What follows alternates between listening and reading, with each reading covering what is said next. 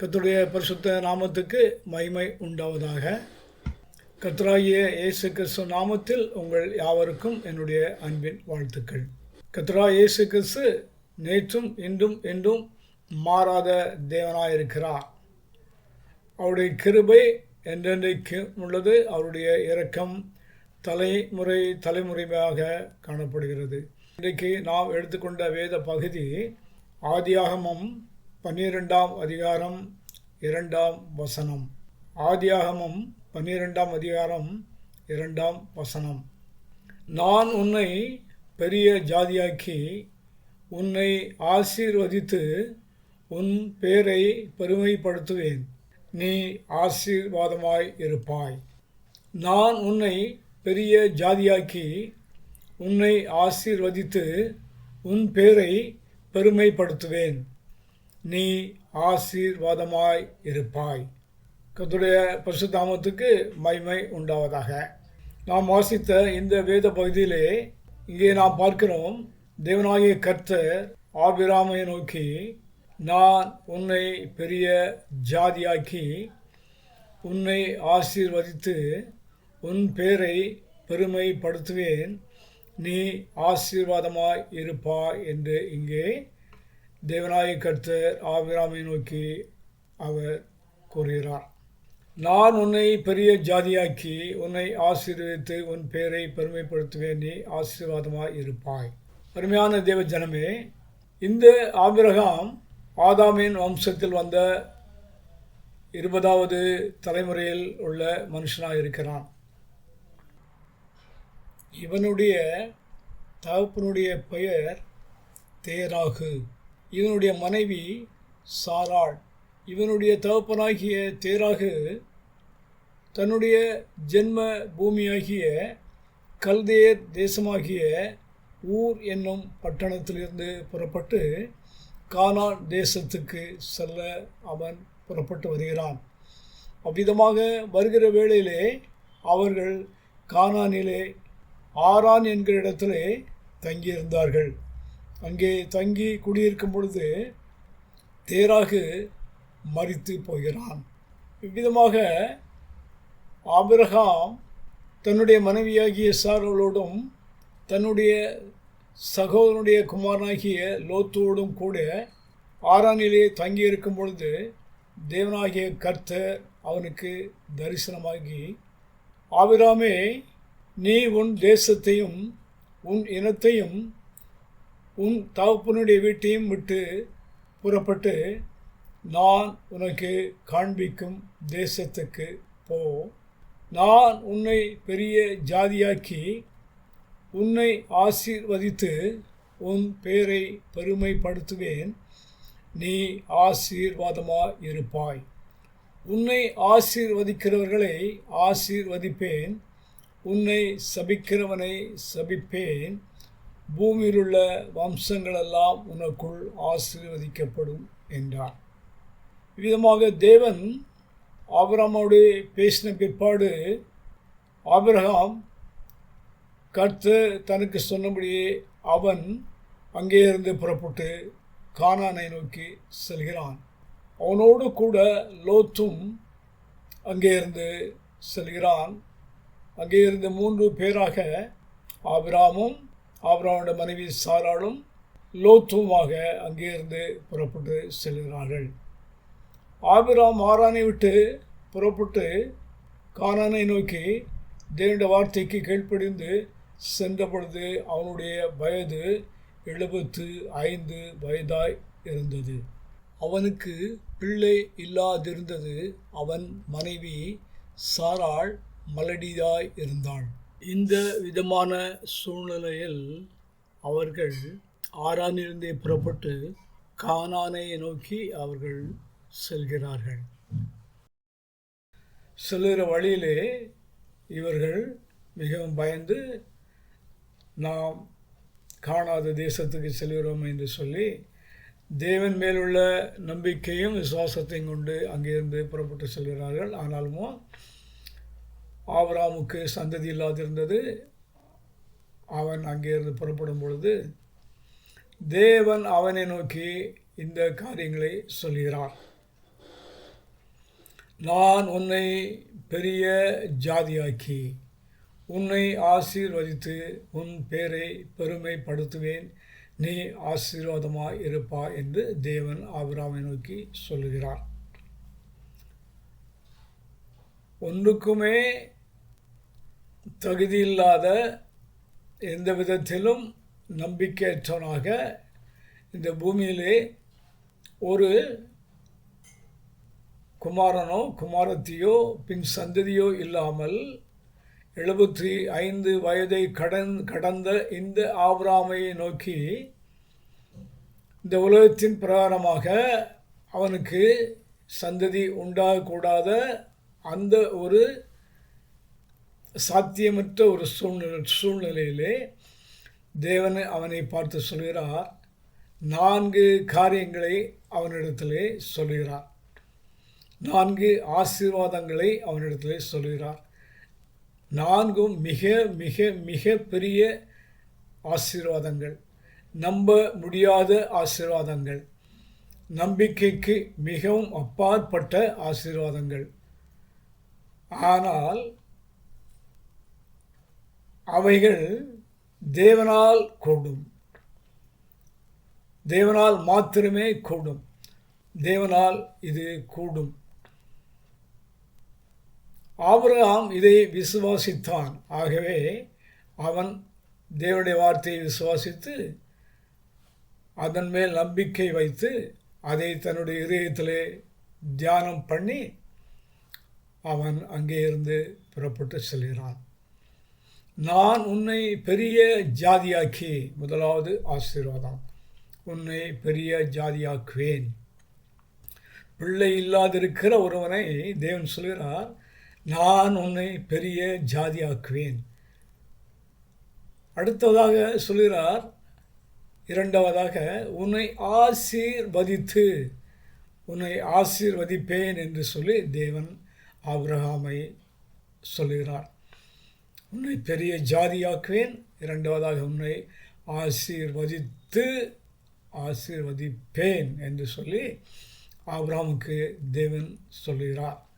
அது மாத்திரமல்ல, மூன்றாவது காரியமாக உன் பேரை பெருமைப்படுத்துவேன், உன் பேரை பெருமைப்படுத்துவேன் என்று சொல்லி மூன்றாவதான ஆசீர்வாதத்தை அங்கே அவனுக்கு கூறுகிறார்.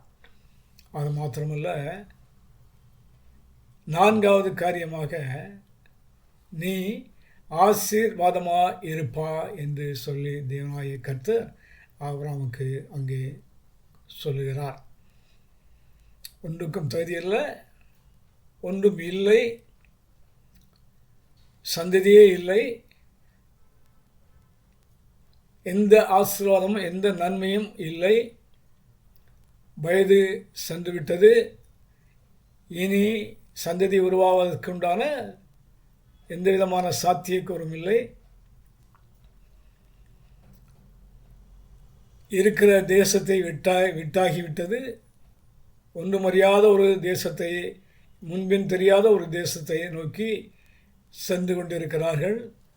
ஆனால் தேவனாகிய கர்த்தர் அவனுக்கு தரிசனமாகி அங்கே அவர் அவனோடு பேசுகிறார். அந்த தேவன் சர்வ வல்லமையுள்ள தேவன், அவர் வானத்தை பூமியை உண்டாக்கின தேவன், அவர் ஆதாமின் தேவன், அவர் நேற்றும் இன்றும் என்றும் மாறாத தேவனாக இருக்கிறார். ஆகவேதான் இந்த நம்பிக்கையும் இந்த விசுவாசமும் ஆபிரகாமுக்கு உண்டாயிருந்தபடியினாலே அவன் தேவனுடைய வார்த்தையை விசுவாசித்து விசுவாசத்தினாலே அவன் தான் அறியாத தேசத்துக்கு புறப்பட்டு செல்கிறான். இந்த ஆபிரகாமை தேவன் சொன்ன உன்னை பெரிய ஜாதியாக்குவேன் என்று சொன்ன அந்த வார்த்தையை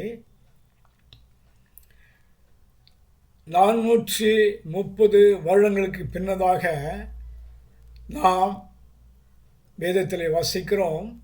அவர்கள் 6 லட்சம் புருஷராக பெருகியிருந்தார்கள். அது மாத்திரமல்ல, 6 லட்சம் புருஷர்கள் தவிர பெண்களும்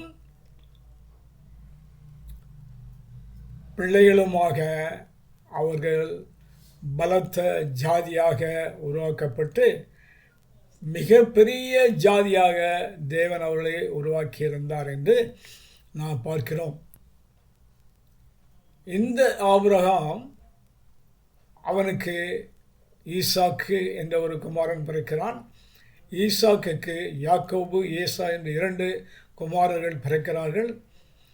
இந்த யாக்கோபு 12 குமாரர்களை அவன் பெற்றுக்கொள்கிறான்.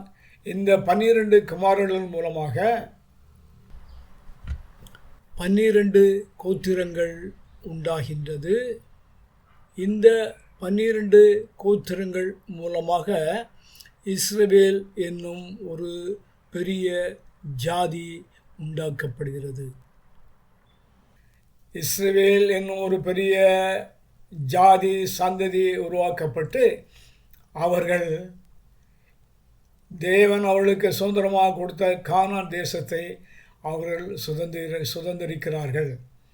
மோசேயின் காலத்திலே அவர்கள் இஸ்ரவேலர்கள் யோசேப்பின் காலத்திலே கானான் தேசத்தில் ஏற்பட்ட பஞ்சத்தின் மூலமாக எகிப்துக்கு செல்கிறார்கள். அந்த தேசத்திலே அவர்கள் 430 வருஷம் அடிமையாக இருந்து அங்கே இருந்து மோசே என்கிறதான தேவனுடைய மனுஷன் மூலமாக மீட்கப்பட்டு அவர்கள் கானான் தேசத்துக்கு மீண்டுமாக அழைத்து செல்லப்படுகிறார்கள். அப்பொழுதுதான் நாம் இங்கே வேதத்தில் வாசிக்கிறோம். எண்ணாகமம் 1ஆம் அதிகாரம் 44 முதல் 47 மட்டும். எண்ணப்பட்டவர்கள் இவர்களே, மோசேயும் ஆரோனும் இஸ்ரவேல் பிதாக்களின் வம்சத்தில் ஒவ்வொரு வம்சத்துக்கு ஒவ்வொரு பிரபுவாக 12 பேரும் எண்ணினார்கள். இஸ்ரவேல் புத்திரருடைய பிதாக்களின் வம்சத்தில் 20 வயதுள்ளவர்கள் முதல் இஸ்ரவேல் யுத்தத்திற்கு புறப்பட்டவர்களாகிய எண்ணப்பட்ட பேர்கள் எல்லாரும் 6,35,550 பேராக இருந்தார்கள். லேவியர் தங்கள் பிதாக்களுடைய கோத்திரத்தின்படியே மற்றவர்களுடனே எண்ணப்படவில்லை. இங்கே நாம் பார்க்கிறோம், நான் உன்னை பெரிய ஜாதியாக்கி, முதலாவது சொல்லப்பட்ட இந்த ஆசீர்வாதத்தின்படி நான் உன்னை பெரிய ஜாதியாக்கி. ஸோ தேவன் இங்கே இஸ்ரவேல் தேவன் இங்கே ஆபிரகாமை ஆசீர்வதிக்கிறார். அவனை ஒரு பெரிய ஜாதியாக ஆக்கி அவனுடைய அந்த ஜாதியின் ஜனத்தொகை 11 கோத்திரத்தாருடைய ஜாதிகளின் தொகை 6,550 பேராக இருந்தார்கள் என்று பார்க்கிறோம். அது மாத்திரமல்ல, லேவியர் கோத்திரத்தை எண்ணப்படவில்லை. அப்படி எண்ணப்பட்டிருந்தால் அவர்கள் 7 லட்சம் ஜனத்தொகையாக காணப்பட்டிருப்பார்கள். சிறு குழந்தைகளும் இதிலே சேர்க்கப்படவில்லை என்று நாம் பார்க்கிறோம். அப்படியானால் இவருடைய ஜனத்தொகையானது கிட்டத்தட்ட 15 லட்சத்துக்கு மேலாக காணப்படும் என்று சொல்லி நாம் ஓரளவு அறிந்து கொள்ளலாம். அப்படியானால் இந்த இஸ்ரவேல் ஜனங்களை ஆபிரகாம் மூலமாக உண்டான இந்த சந்ததியை தேவன் வாக்குத்தத்தத்தின்படி அவர் பெரிய ஜாதியாக்கி இருக்கிறார். இது முதலாவது ஆசீர்வாதம். அதற்கு அடுத்ததாக உன்னை ஆசீர்வதிப்பேன் என்று சொல்கிறார். இவ்விதமாக தேவன் ஆபிரகாமை ஆசீர்வதித்திருக்கிறார். அவருடைய ஜாதியை பெருக பண்ணியிருக்கிறார். ஒன்றுமில்லாதவனில் இருந்தவனை பெரிய ஜாதியாக்கி அவனுக்கு பிள்ளை இல்லாதிருந்த அவனை அவர் பெரிய ஜாதியாக்கி இருக்கிறார். அது மாத்திரமல்ல, ஆசீர்வதித்திருக்கிறார். எப்படி என்று சொன்னால், அவர்கள் நிலையில்லாத ஜனங்களாக பூமியில் அலைந்து திரிந்து கொண்டிருந்தார்கள். அவர்கள் எகிப்திலே அடிமைப்பட்டு போயிருந்தார்கள். அந்த அடிமைத்தனத்திலிருந்து அவர்களை விடுதலையாக்கி வாக்குத்தத்தம் பண்ணின அந்த தேசத்தை நோக்கி அவர்களை அழைத்து செல்லத்தக்கதாக மோசே என்கிறதான ஒரு மேய்ப்பனை, அவர்களுக்கு ஊழியக்காரனை ஏற்படுத்தி அவர்கள் மூலமாக தேவன் அவர்களை எகிப்தின் அடிமைத்தனத்திலிருந்து விடுவித்து அவர்களை அங்கே இருந்து வெளியே கொண்டு வருகிறார். கொண்டு வந்து மராந்தரத்தில் 40 வருஷங்களாக அவர்கள் வனாந்தரத்திலே அங்கேயும் இங்கேயுமாக அலைந்து திரிகிறவர்களே தேவன் கடைசியாக கானான் தேசத்திலே கொண்டு போய் சேர்க்கிறார். இதுதான் அவர்களுடைய ஆசீர்வாதம். அவர்களை பெரிய ஜாதியாக்கி இருக்கிறார், அவர்களை ஆசீர்வதித்திருக்கிறார். அது மாத்திரமல்ல, உன் பெயரை பெருமைப்படுத்துவேன். மூன்றாவது காரியமாக உன் பெயரை பெருமைப்படுத்துவேன் என்று சொல்லியிருக்கிறார். உன் பெயரை பெருமைப்படுத்துவேன்.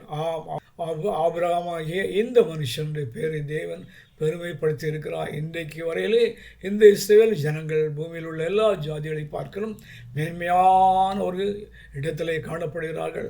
உனக்கு விரோதமாக எழும் ஆயுதங்களை வாய்க்காதே போகும் என்று சொல்லியிருக்கிறார்.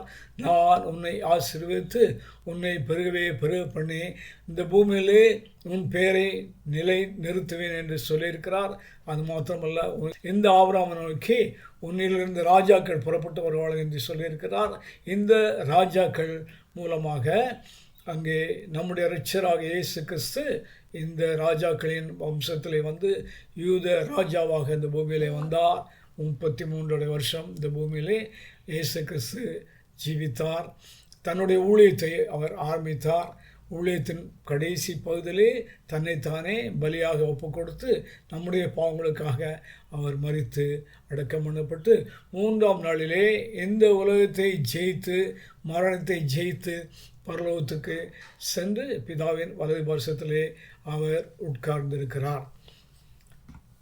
இவ்விதமாக ஆபிரகாமுடைய சந்ததியை அவர் ஆசீர்வதித்து அவன் சந்ததியை பெரிய ஜாதியாக்கி உன்னை பெரிய ஜாதியாக்கி உன்னை ஆசீர்வதித்து உன் பெயரை பெருமைப்படுத்துவேன். ஆண்டவராகிய இயேசு கிறிஸ்துவினுடைய வம்சமானது ஆபிரகாமுடைய வம்சமாய் காணப்படுகிறது. ஆபிரகாமின் தேவனே எனக்கு இறங்கும் என்று சொல்லி அங்கே அவர் எருசலேம் வீதிகளிலே செல்லும் பொழுது குருடரும் சப்பானிகளும் அவரை நோக்கி கூப்பிடுகிறார் என்று பார்க்கிறோம். அது மாத்திரமல்ல, தாவீதின் குமாரனை இறங்கும் என்று சொல்லி அங்கே குருடன் அவரை நோக்கி வேண்டி அவருடைய கண்கள் திறக்கப்பட்டன. இவ்விதமாக தேவன் ஆபிரகாமுடைய பெயரை இயேசு கிறிஸ்துவின் மூலமாக இயேசு கிறிஸ்து இந்த பூமியிலே நம்ம இரட்சகராக இயேசு கிறிஸ்து இந்த பூமியிலே அவர் அவதரித்ததின் மூலமாக ஆபிரகாமுடைய பெயரையும் தேவன் பெருமைப்படுத்தி இருக்கிறார். அது மாத்திரமல்ல, அந்த இயேசு கிறிஸ்து மூலமாக அந்த ஆபிரகாமுடைய சந்ததியாகிய இயேசு கிறிஸ்துவின் மூலமாக இன்றைக்கு வரைக்கிலும் ஜனங்கள் ஆசீர்வதிக்கப்பட்டிருக்கிறார்கள். அதற்கு காரணமாக அதற்கு பிதாவாக ஆபிரகாம் காணப்படுகிறான். நீ ஆசீர்வாதமாக இருப்பாய் என்று சொன்ன அந்த வாக்கு தத்தமானது இன்றைக்கு வரையிலே அந்த ஆசீர்வாதமானது இன்றைக்கு வரையிலே தேவ ஜனங்களுக்கு ஆசீர்வாதமாய் காணப்பட்டு கொண்டிருக்கிறது. ஆகவே அருமையான தேவ ஜனங்களே, இந்த வார்த்தையின் மூலமாக இந்த தேவனுடைய வார்த்தையின் மூலமாக நாம் இதை விசுவாசிக்கும் பொழுது நிச்சயமாகவே தேவன் நம்மையும் கூட பெரிய ஜாதியாக்குவார். அவர் நம்மை ஆசீர்வதிப்பார். அவர் நம்முடைய பேரை பெருமைப்படுத்துவார். நீ ஆசீர்வாதமாக இருப்பாய் என்று சொல்லி இன்றைக்கும் கூட கர்த்தராகிய இயேசு கிறிஸ்து தேவனாகிய கர்த்தர் நம்மோடு கூட பேசுகிறார். நாம் தேவனுடைய வார்த்தையை விசுவாசிக்கும் பொழுது ஒன்றும் இல்லாமலிருந்து சகலத்தை உருவாக்கின தேவன் நமக்கு மிக மிக மிக பெரிய ஆசீர்வாதங்களை, எண்ணி முடியாத ஆசீர்வாதங்களை நமக்கு வைத்திருக்கிறார். நம்முடைய சந்ததியை நிச்சயமாகவே அவர் ஆசீர்வதிப்பார். நமக்கு சந்ததி இல்லை என்று சொல்லி நாம் கலங்க வேண்டாம். நமக்கு சந்ததி இல்லை என்று சொல்லி திகைக்க வேண்டாம். நமக்கு ஒன்றுமில்லை என்று சொல்லி நாம் கலங்க வேண்டாம். நம்முடைய சந்ததியை தேவன் ஆசீர்வதிப்பார். இந்த ஆபிரகாம் 75 வயதான பின்பும் கூட, அது மாத்திரமல்ல 99 வயதிலே அவனுடைய முதிர் வயதிலே தேவன் அவனை நோக்கி, நான் உன்னை பெரிய ஜாதியாக்கி உன்னை ஆசீர்வதித்து உன் பெயரை பெருமைப்படுத்துவேன், ஆசீர்வாதமாக இருப்பாய் என்று சொல்லி ஆபிரகாமும் சாராளும் முதிர்ந்த வயதுள்ளவளாக காணப்பட்டும் கூட தேவன் சொன்ன அவருடைய வார்த்தையை சுவாசித்தபடினாலே தேவன் அவளை ஆசீர்வதித்து பெருக பண்ணினார். நிச்சயமாகவே நாம் நம்முடைய நம்பிக்கையை இழந்து போக வேண்டாம். தேவன் மேலுள்ள விசுவாசத்தை நாம் இழந்து போக வேண்டாம். தேவன் மேலுள்ள நம்பிக்கைக்கு நாம் தூரமாக வேண்டாம். தேவனை நாம் பற்றி கொள்ளுவோம். தேவன் மேல் விசுவாசமாக இருப்போம். அந்த விசுவாசத்தில் உறுதியாக இருந்தபடினாலே ஆபிரகாம் விதமாக ஆசீர்வதிக்கப்பட்டான். அது மாத்திரமல்ல, அவனுக்கு எத்தனையோ சோதனைகள் உண்டாயிற்று. வயோதிகமாகிவிட்டது, இன்னும் கற்பம் செத்து போய்விட்டது, இனிமேல் சந்ததி உருவாகிறதற்கு அவனுக்கு எந்த விதமான சாத்தியக்கருமில்லை. ஆனாலும் கூட தேவன் மேலே வானத்தை பூமியும் சகலத்தையும் சரிசித்த அந்த தேவனாய கர்த்தர் மேல் நம்பிக்கை வைத்து அவன் தன்னுடைய பிராணத்தை ஆரம்பிக்கிறான். விசுவாசித்தான். அது அவனுக்கு நீதியாக எண்ணப்பட்டது. அந்த நீதி அவனை பெரிய ஜாதியாக்கிற்று. அந்த நீதி அவனை ஆசீர்வதித்தது. அந்த நீதி அவனுடைய பெயரை பெருமைப்படுத்தினது. அந்த நீதி அவனை ஆசீர்வதித்து உயர்ந்த இடத்திலே அவனை கொண்டு வந்து நிறுத்திற்று. அருமையான தேவ ஜனங்களே, நாம் தேவனை விசுவாசிப்போம், அவரை பற்றி கொள்வோம், அவருடைய வேத வசனங்களின் நீதியை நியாயப்பிரமாணத்தை கை கொள்வோம், அவருக்கு மிகவும் பிரியமுள்ள மனுஷனாக காணப்படுவோம், அவரை நேசிக்கிற மனுஷனாக காணப்படுவோம், அவருடைய நியாயப்பிரமாணத்தை நாம் பின்பற்றுவோம், பாவத்துக்கு விலகி பரிசுத்த ஜீவித்தை செய்வோம். நிச்சயமாகவே தேவன் அவருடைய அநாதி நோக்கத்தின்படி அவருடைய கண்கள் பூமி எங்கும் உலாவிக் கொண்டிருக்கிற அந்த தேவனுடைய கண்கள் எவ்விதமாக ஆபிரகாமாகிய அந்த மனுஷன் மேலே தேவனுடைய கண்கள் பட்டு அந்த கண்கள் நோக்கி அந்த தேவனுடைய கண்கள் ஆபிரகாமாகி அந்த மனுஷன் மீது தேவனுடைய கண்கள் உற்று நோக்கி அவனை தன்னுடைய கரங்களில் எடுத்து அவனுக்கு விசுவாசத்தை நம்பிக்கையும் கொடுத்து அவனை இந்த பூமியிலே உயர்ந்த ஜாதியாக்கி அவனை ஆசீர்வதித்து அவன் பேரை பெருமைப்படுத்தினபடினாலே நிச்சயமாக அதே தேவன் இன்றைக்கும் ஜீவித்து கொண்டிருக்கிறார். நேற்றும் இன்றும் என்றும் மாறாத தேவனாக இருக்கிறார். இந்த வானமும் பூமி ஒளிந்து போகும் மட்டும் அந்த தேவன் இந்த பூமியிலே நம்மை கண்ணோக்கி கொண்டே இருக்கிறார். இந்த பூமியானது கடைசி நாளிலே இது அக்கினினாலே சுட்டரிக்கப்படும். ஆனாலும் கூட நம்மை அவர் ரட்சித்தபடினாலே, நமக்குள்ளே நித்திய ஜீவனை அவர் தந்திருக்கிறபடினாலே, இந்த பூமியில் மாத்திரமல்ல, நித்திய ஜீவனையும் கூட நித்திய ராஜ்யத்திலே நித்திய ஜீவனையும் கூட அவர் நமக்காக ஆயத்தப்படுத்தி சென்றிருக்கிறபடினாலே நமக்கு யுகமாக தேவனோடு கூட சஞ்சரிக்கத்தக்கதான இந்த பாக்கியத்தை நமக்கு தந்திருக்கிறார். ஆகவே நாம் தேவனுடைய வார்த்தையை விசுவாசிப்போம், தேவன் மேல் நம்பிக்கை வைப்போம், தேவனை பின்பற்றுவோம், தேவனுடைய பிரமாணங்களுக்கு செவி கொடுப்போம். நாம் நம்முடைய இதயத்தை தாழ்த்தி அவரை நோக்கி நாம் வேண்டிக் கொள்ளும் பொழுது எப்பொழுதும் நம்முடைய கண்கள் நம்முடைய கண்கள் தேவனை நோக்கி காத்திருந்தது போல நம்முடைய கண்கள் தேவனை நோக்கி காத்திருக்கட்டும். அப்பொழுது நம்மை அவர் உயர்த்துவார், பெரிய ஜாதியாக்குவார், ஆசீர்வதிப்பார், நம்முடைய பெயரை பெருமைப்படுத்துவார். நாம் வேலை செய்கிற இடங்களிலும், நாம் செய்கிற தொழிலிலும், நாம் செய்கிற ஊழியங்களிலும், நாம் செய்கிற குடும்ப ஜீவங்களிலும் அவர் எல்லாவற்றையும் ஆசீர்வதித்து உயர்த்தி நம்மை பெருமைப்படுத்தி அவர் தம்முடைய ஜனமாக, அளவில்லாத ஜனமாக, பெரிய ஜாதியாக மாற்றி நம்மை அவர் ஆசீர்வதிப்பார். இவ்விதமாக தேவன் நம்மை நிச்சயமாக ஆசீர்வதிப்பார். அந்த ஆசீர்வாதத்துக்கு நாமே தாழ்த்தி அவருடைய கரங்களிலே ஒப்புக் கொடுப்போம். கர்த்தர் உங்களை ஆசீர்வதிப்பாராக. ஆமென்.